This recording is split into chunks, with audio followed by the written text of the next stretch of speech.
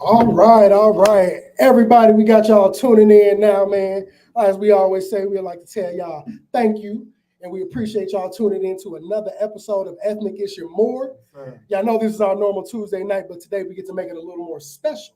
We have a special interview leading into our episode that'll be on later. And as you can see, we have the wonderful, wonderful Miss Drea Kelly in the building, kicking it with us tonight.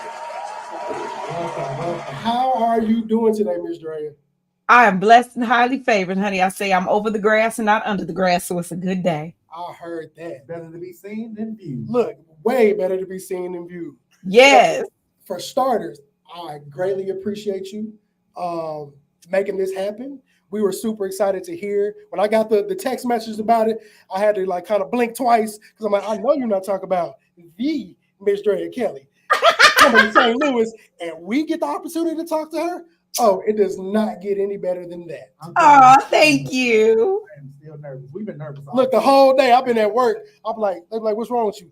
Do you know who I got to speak with later? Because I got to talk to Miss Drea. I'm like, I don't know if y'all see the dance queen. This is Miss Drea Kelly. Indeed. I'm like, I felt like Eminem. You only get one shot, and you can't miss your chance to blow it. Exactly.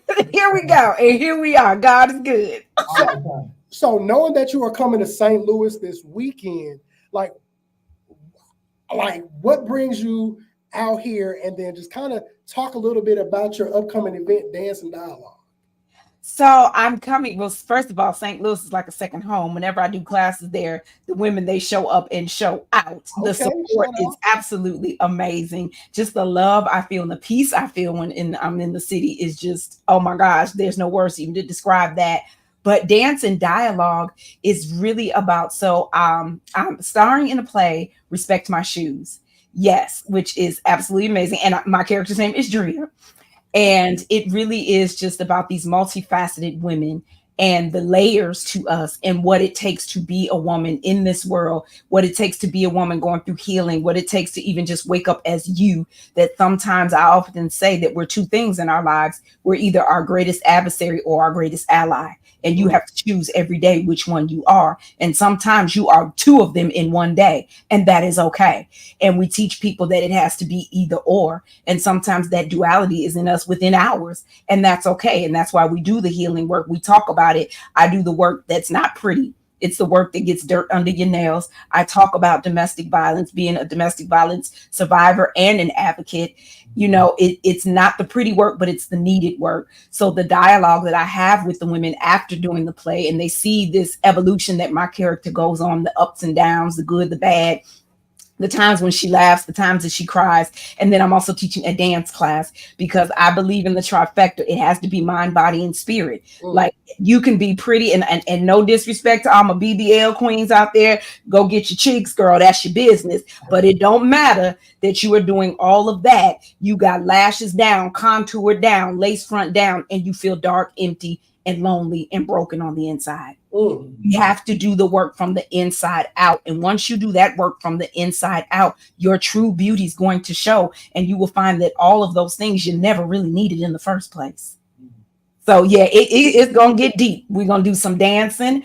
Anybody who knows me knows that the girl just turned 50 in January. And I'm going to dance down until I can't. Honey, this girl's trying to pull a Cicely Tyson on the dance. I can see you doing it. I see you. I do. I want to be 7,000 years old talking about 5, 6, 7, 8. I'm serious. Yeah. And that's wonderful because a lot of the things, especially with you speaking on the domestic violence, it's such a sensitive topic for some, but that conversation needs to be had because there's a lot of women who deal with that closed door or deal with that. Just they feel like they don't want to talk to anybody about it, but to have that outlet to speak on that, and especially with somebody of your stature, it's just like, okay, if she can overcome this, if she can make it, what's stopping me from doing the same thing? Yes. And that has always been my goal. And I'm not trying to be funny when I say this. I want women to look at me and I want them to say, honey, if she could walk away from mansions, Maybachs, driver's furs, and R. Kelly, I can walk away from De Leandre, a PlayStation, a bus pass, and an EBT card. Boom. Listen, please believe that's you can do it. Because you can.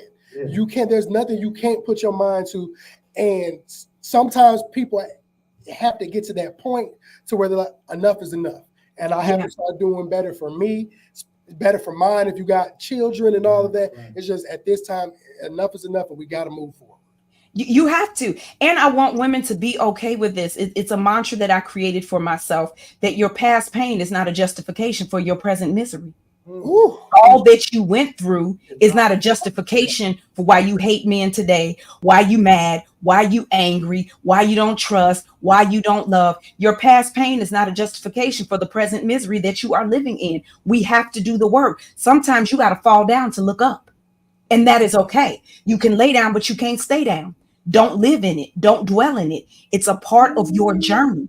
But at some point, you got to say, God, this is bigger than me. What is the lesson and what am I supposed to teach? I agree. And the key word from that I preach to people is you cannot dwell in something because it's not going to benefit you. It's good to get your sorrow, your pain out. But at this point, once that comes out, what is your next plan of action so you never feel that way again? Yeah. How can you get past that? Yeah, how do you get past it? And I want my life to be a living example of that, because unfortunately people say, oh, just leave, or you got to do the healing, or you got to forgive. What does that look like? And I feel like my life is a living example of what forgiveness looks like on its highest level.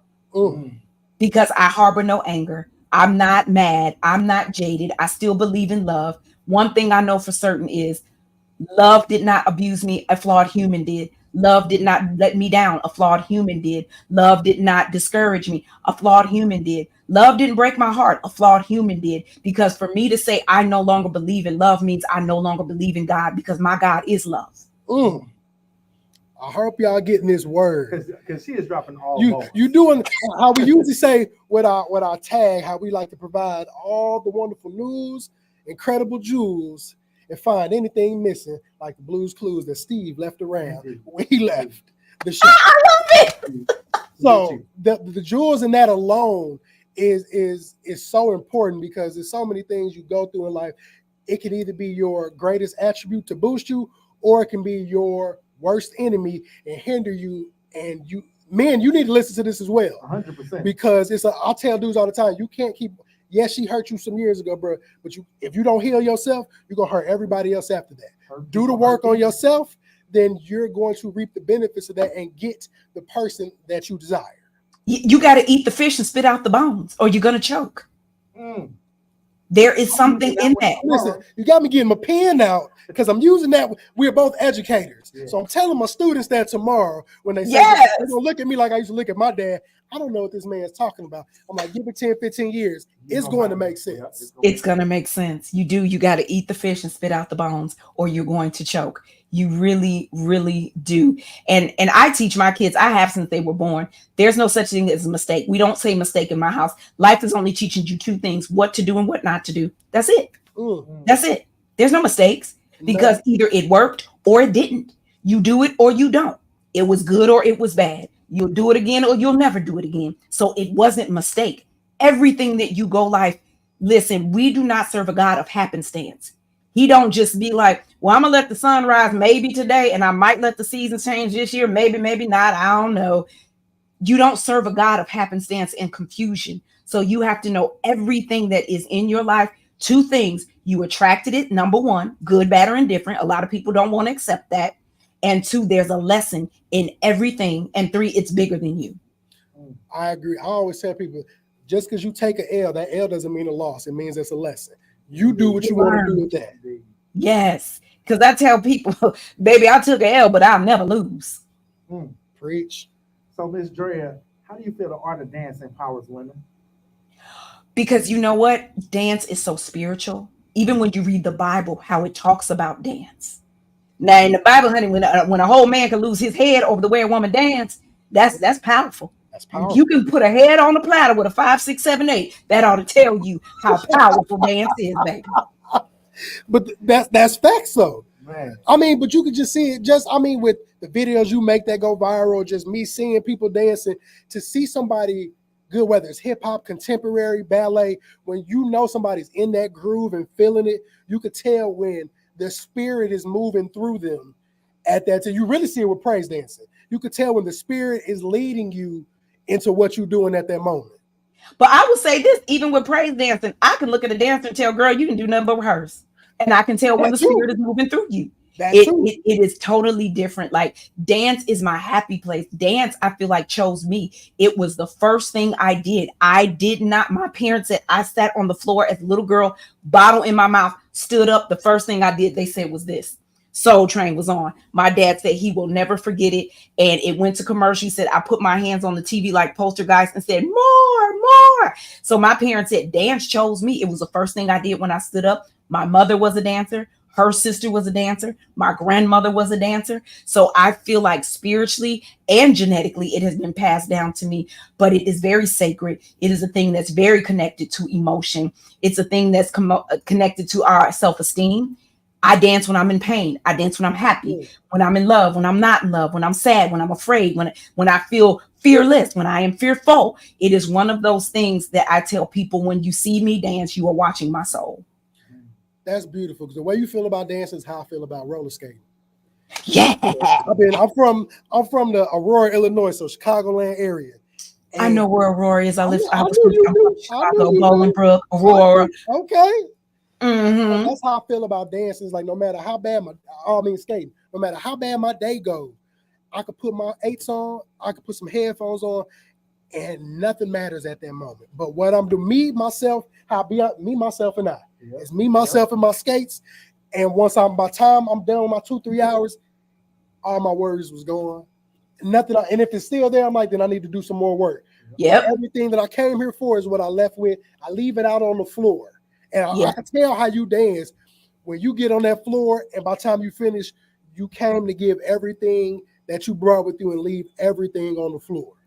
I do. It is my happy place. It's my saving grace. It's my serenity.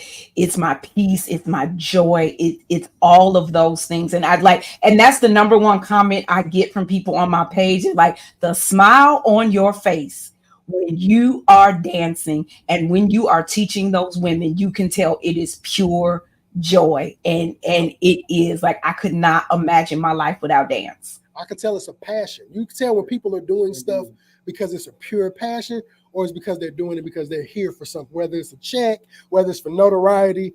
Your dance is I do this because I love it. Whether this was getting me to the levels it is now, I would still be doing this because this is what makes me happy, my soul smile. It does. And I tell people too, you have to know what your gifts and talents are and how they were bestowed upon you. There's a difference. Some people choose to be dancers. I was chosen to be a dancer. Some people choose to be actors. Some people were chosen to be actors. When God puts an anointing on you, you are chosen for that. When you go to school to learn, it's a hobby, something you like, you choose to do that. And people don't know the difference. And sometimes they wonder why somebody with a little less talent might go a little further than they do. And that's because that is that is assigned to them by God. They were chosen to do what they do. You just choose to do what you do. But like I said, I'm well aware that people's destiny are attached to my journey. And I have to complete this journey because some people will never step into the fullness of who they are if I don't complete this journey. Mm-hmm. So just to kind of piggyback off of that, with the classes that you offer, how fulfilling is it to have that person come up to you maybe after the end and just tell them how much this moment meant for them and what they were going through at that time? Oh, well, first of all, there's a lot that people do not see in my class. Ever since I was little, I'll give you a little backstory. My grandfather was a Baptist preacher, but he was also the first man I ever saw beat a woman. Mm-hmm. So God, love, and pain were all one to me at a very young age. And it wasn't so much what my grandfather did that changed me, because I accepted you're a monster, you're a liar, and I don't even know why you in the pulpit. But hey, gifts come without repentance, so I can't judge. Watch your mouth, let God be God. But it was what my grandmother didn't do that changed me, because she got up the next morning and made that man breakfast like it never happened. So she taught me to be a lady of grace, but having grace and mercy for her and understanding, here you are, a first lady. You married this man when you were 13. You came up in an era where you were basically looked at as his property. So you didn't know any different. That was the life that you had. So as I went on the journey, I was like, oh, wow, I have a better understanding of what that is. So to be in it now and to do what I do now, it has a totally different meaning to me on why I do it, why I was chosen to do it, why I went through what I went through. Like it's mind blowing. It is mind blowing to me to see these women after my class. I do affirmations with them. I've had women throw up. I've had them pass out. I've had them wail, not cry. I say wail and call out to God. I have told them prophecies about their lives that they are like, honey, you are an evangelist. And I hope that you know you are called to the pulpit. I'm like, no, this is my ministry right here. I'm doing what I'm supposed to do. But to have these women come to me and say, how did you know that? Only God knows that. And I said, because God is just like I'm talking to you now. That's how he talks to me. That's what I was supposed to tell you. But I purposely don't show that on Instagram because I feel like it's such an intimate moment and such a special moment that that's not to be sensationalized. That's not something that God, if God wanted me to give that word on the internet, I know how to do a live and give it.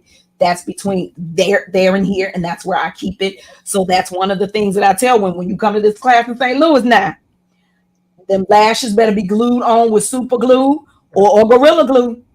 Do not wear mascara because it is getting cried off. Because I do the deep work with them. I do the shadow work. I do that work from childhood to teenager to woman to whomever you're supposed to become. So when these women leave, they walk out totally different than when they walked in. Nothing like a good therapeutic session. Indeed. And yes. It actually leads me to this question.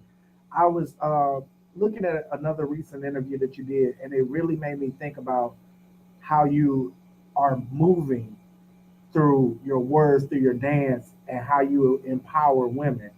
And the story that really kind of touched me, and I watched the interview, and it said you went from mansions to your mother's house, and you with 3 children. And what would you say to a person in a similar situation on how they can move and what they can do after that? I would tell women, again, sometimes you got to fall down to look up. Mm. You got to get to your lowest low. I often tell women this journey is like being a butterfly. You're going to go through your caterpillar phase where things seem slow. Nothing's happening. Everything I'm trying is taking forever. I'm working. I'm putting in the work. I'm going to the marriage counseling. None of that is happening. God, what is going on? Why am I in this? You're going to go through your caterpillar phase. And then when you get in that chrysalis, I'm going to tell you something about healing. It is not downward dog, namaste, yoga pants, burning sage, and everything is good. I'm healed. It's ugly. It's hard. It's the dark parts. It's when you feel alone. You're going to feel abandoned by everybody. You're even going to feel like, God, where are you? I can't trace you. I can't hear you. I can't feel you. But it's in that cocoon, in that darkness where it's nobody but you and God. Don't be afraid of that place. Stay in that place because that's where the butterfly does this. That's where the butterfly's wings get strong. And unfortunately, if you went to a chrysalis and opened it before the butterfly was strong enough to fly, it will fall to the ground and die. So don't be mad at your friends, family, loved one, pastors, best friend, and even your enemies that don't come to your rescue. They're not supposed to. That dark place is for you and God. You are being strengthened and it's going to hurt. It's like working out. You're sore the next day. And then once you get used to that, you increase weight. Guess what? You sore the next day out of that. So every level, as that weight increases, you're going to continually be sore. So either you're going to accept that this soreness comes with me developing these muscles or quit. Those are your 2 options. Being in that cocoon, either you're going to go and fight and build them wings, or you're going to wait for somebody to rescue and you're going to die. And then eventually you become this butterfly and you will soar and you will see all the true colors of you. And I want women to know, don't be afraid of it. Go through it. Call on your Father. He is listening. Know that every tear that you cry, he is watering a garden for you. And my God, when you do reap from that garden, you are going to break not just generational curses, meaning in your family. Think of your children. And I thought about my kids when I left. I said, it's not just about breaking generational curses in my house. If I don't leave, my son will go marry somebody else and bring this generational curse into their family, because now you are an abusive father who had children with somebody else's daughter. And now it has not only continued into my family, we now took it into somebody else's family who eventually will have children, and it will continue. So you have to know, again, it's bigger than you. It is the scariest thing you will ever do, but it is the most rewarding thing that you will ever do. That even in the darkness, know that God is your light. That part alone is the word, because I think a lot of people know they want out of those situations, know they want better for themselves and their kids or just family, and it's so hard to have that reality talk with yourself, that it's really like nobody wants to see it in the forefront. Like, I know what's happening to me, I know what's going on, I know I can stop this, but I got to start over. Starting over is really a hard part for a lot of people. I think that's the initial half of maybe half to a third of the battle, is knowing you have to start over and knowing that you may not be ready, but it's time to do that. And a big part of it too is people don't want to take responsibility. And this is what I mean by that. Do I deserve anything that I went through? Did I deserve any of the abuse that happened to me? Absolutely not. But you know, when I got my power back, it wasn't when I spoke. It wasn't when I came forward. I got my power back when I realized, Drea, you don't deserve it. But now that you know what it is, you're fully responsible for how long you let it go on. And that's when I got my power back. And I was like, so wait a minute. I have the ability to say enough is enough and walk away with absolutely nothing and totally lean on my God. That is my option. And to know if he kept me while I was in it, God don't bring you to it if he's not going to bring you through it. He's not going to give you the vision to leave if he's not going to have the provisions to make it happen. But you got to get out of your own way and say, God, I'm going to totally trust you. Because what I did, I said, God, I would rather die walking out of this door than die and say, no, I stayed. You're gonna make me take the collection plate out.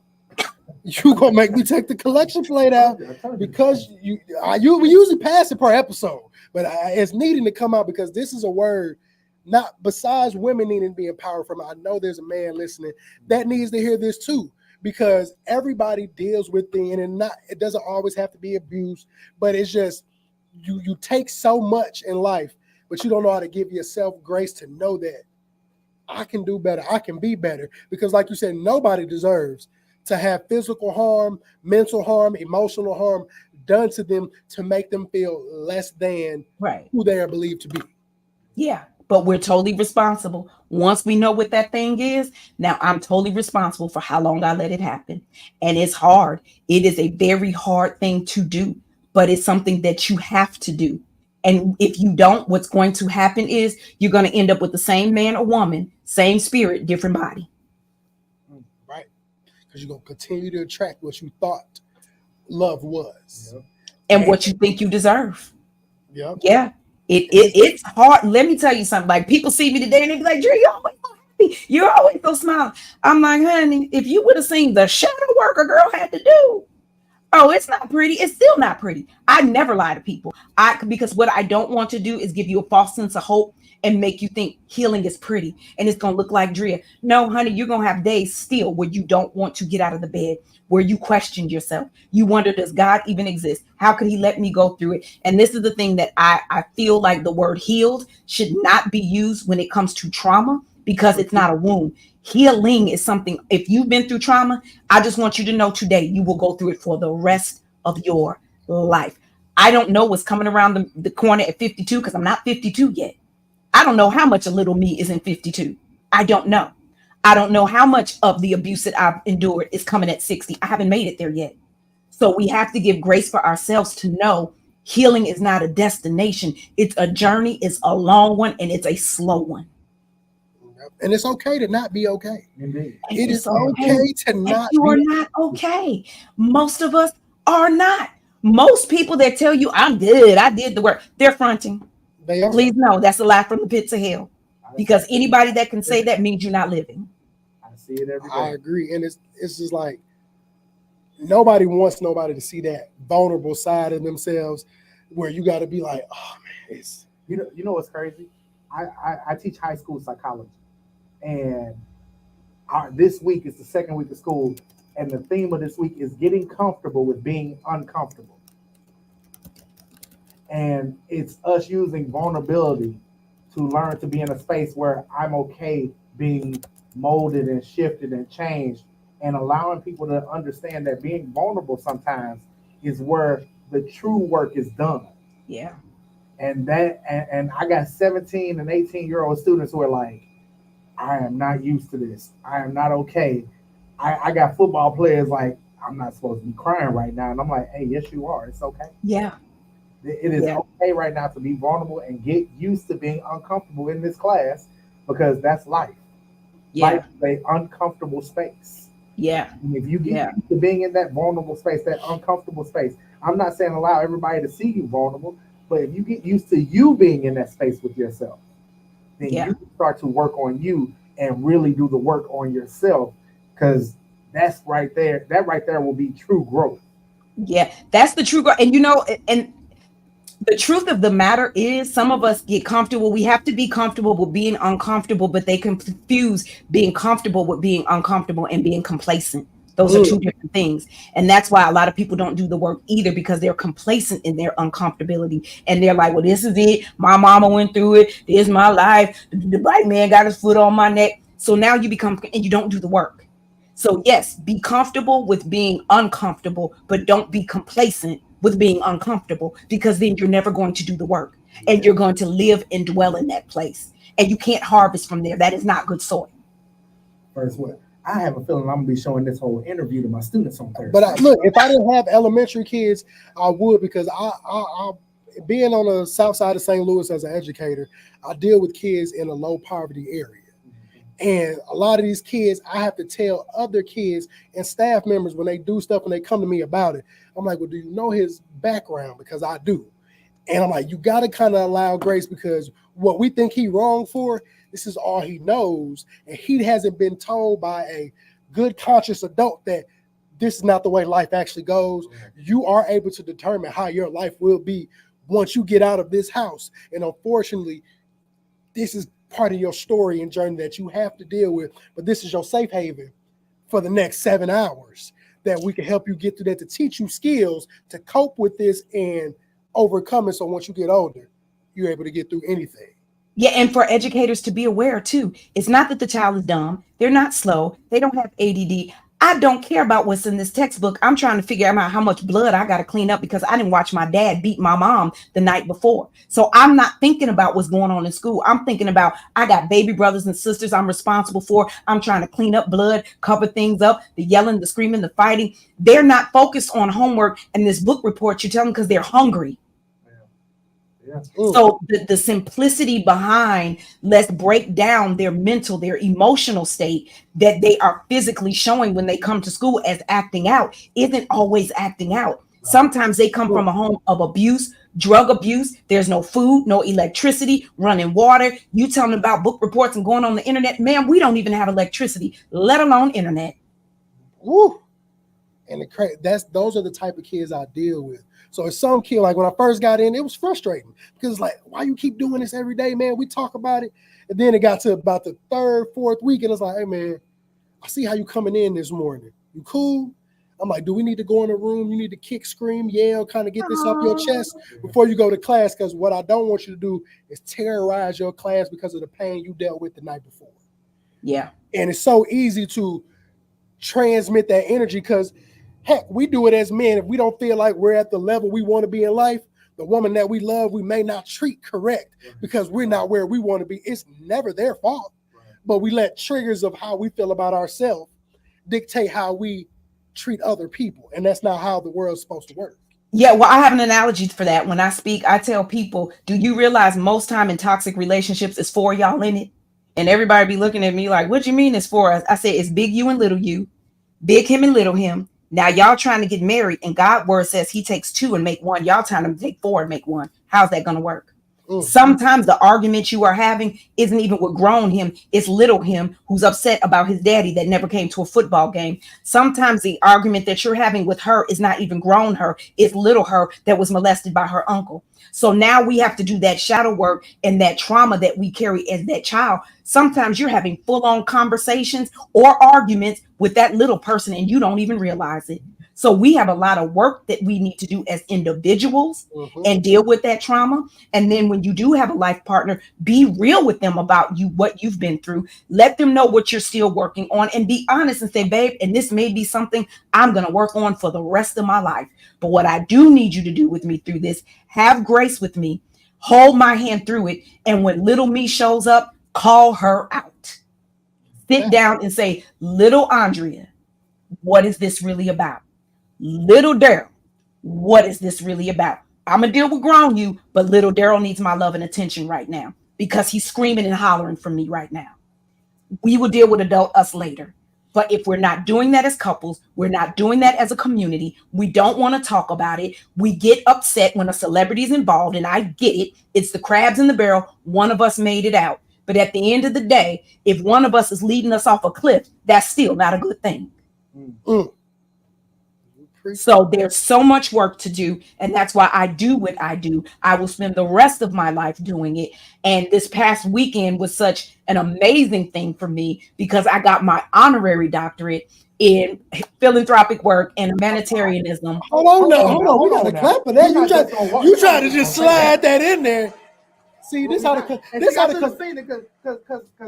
Delilah them said Dr. Kelly, and I was like, hold on, I didn't know she had a doctorate. So where did you? Let's talk about this before we wrap it up with everything. Where did you get this honorary doctorate from? So I'm gonna do this. I'm gonna have it because there's a big thing going on right now, and I'm gonna tell everybody go Google it. And I'm doing this on purpose because some people was like, "Well, it's a Christian college. It really don't count," or it's not. This is what I'm gonna tell you. Do your research. I know about that. And then after you do your research about what I really do. Do your research about the island of Anguilla. Do your research about the military bases I speak on. Do your research about the conventions I speak at. Do your research about the colleges that I go to and the shelters that I work at and all the work that I do under my nails. Then I want you to go on my page and make a comment. But until then, sweetheart, you don't compete where you don't compare. And that's how the collection plates get passed twice. Indeed. Because look, but congratulations first of all. Yeah. But that's it just speaks to the work you do, because a lot of people, we live in a social media society where everybody thinks everything you do needs to be seen. No, real work is done on the back end, and when it's true from the heart, I don't need a camera there. I don't need to tell everybody what I did. The work will speak for itself every time. Well, here's the funny thing about it. A lot of Christians got a lot to say about me, but your Father word says, what you do privately, I will honor you publicly. So how are you a Christian and talking about, I don't know what she do. I don't see what she do.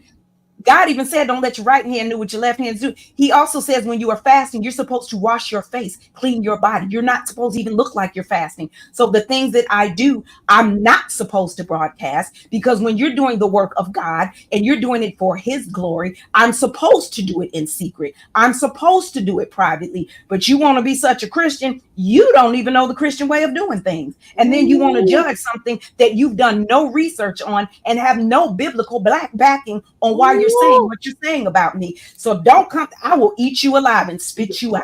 Don't look. Hey, look. We're gonna have to hold you back. We're gonna hold you back. You settle down. This is a conversation. Just that part alone, we've talked about a lot on this show, because you have a lot of people.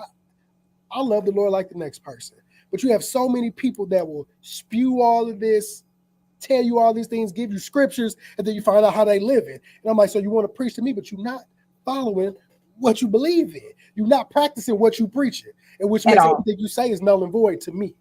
At all. And if you know the Bible like you supposed to, you know I'm doing it the way God calls us to do it. When you help the poor, you're not supposed to get your bullhorn out. Look what I did. You privately do that. I'm doing it the biblical way. And just because you don't know it doesn't mean it's not being done.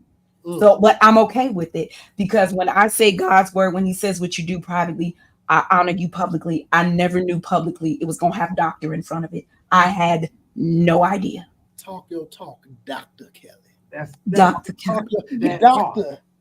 They be like, Miss Doctor. Dr. Kelly. Miss, like the kids in my school, we got to shout out to our AIC. Her name is Dr. Mac. The kids respect her, so they call her Miss Dr. Mac. I love it, Miss Dr. Kelly. Miss Dr. Kelly. Y'all better not play with Miss Dr. Kelly name out here. Indeed. So look, just as we wrapping it up, with the Dance and Dialogue event, is this something that is solely catered to St. Louis or something you're doing around the U.S.? Well, actually, the first one will be right there in St. Louis. Y'all Let's will go. be the first exclusive. It's in St. Louis. And that, like I said, that's my second home. I love it there. But it is something that I want to continue to do. And I want to take it around the nation. I think that it's something that is needed. I think that it is something that women are looking for. They're looking for the honest to God. What does healing look like? How do I survive surviving? And it don't need to be the fluff and cute and fake. It needs to be the real. And that's who I am. Like it or love it. What you see is what you get. I heard that. So, Dr. Kelly, what other events and things do you have coming up in the future? Oh my goodness. So I have my Teddy Pendergrass show. Ooh. Yeah, CJ is there. He's one of St. Louis's homegrown, CJ Johnson. We actually did it before. It's on my Instagram page. I also have my book coming out. I have a jewelry line. We just launched my makeup line. I'm a fashion designer.